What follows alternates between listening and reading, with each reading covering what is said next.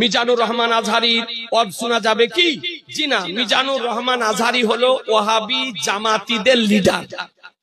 বিশ্বনবীর মেয়ের জামাতা আলী রাদিয়াল্লাহু তাআলা আনহু মদ খায়া নামাজে দাঁড়াইছে। মাগরিবের সালাতের ইমামতি করতে যে সূরাতুল কাফিরুন লা আ'বুদু মা তা'বুদুনের জায়গায় ভুলে মাতলামি করতে করতে পড়তে শুরু করছে আ'বুদু মা তা'বুদুন, লা বাদ দিয়ে দিছে।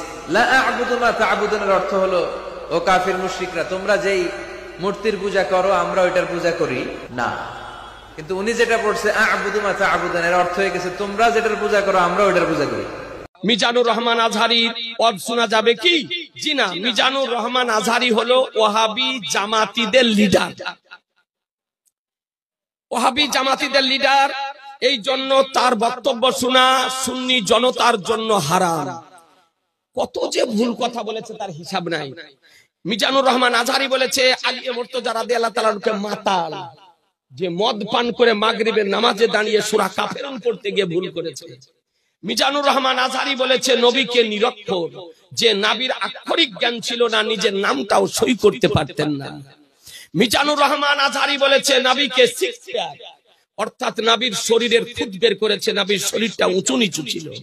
মিজানুর রহমান আজহারি বলেছে আমার নবীকে কাউবয়, রাখাল, মা খাদিজার কর্মচারী। নাউজুবিল্লাহ।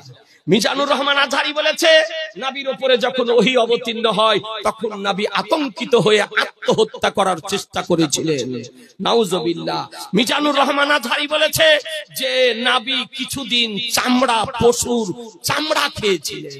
মিজানুর রহমান বলেছে মা খাদিজাতুল কুবরা রাদিয়াল্লাহু তাআলা আনহাকে বুড়ি, দুবারের তালাক খাওয়া ইনটাক্ট ছিল না, প্রভৃতি। এই রকম অকথ্য কথাবার্তা মিজানুর রহমান আজহারি আপনার বলেছে এবং বলছে। এই জন্য সে ওয়াহাবি জামাতিদের লিডার। আর আমরা কি কথা বলছেন না? সুন্নি। সুতরাং সুন্নি জনতার জন্য ওয়াহাবি জামাতির বক্তব্য শোনা যাবে না।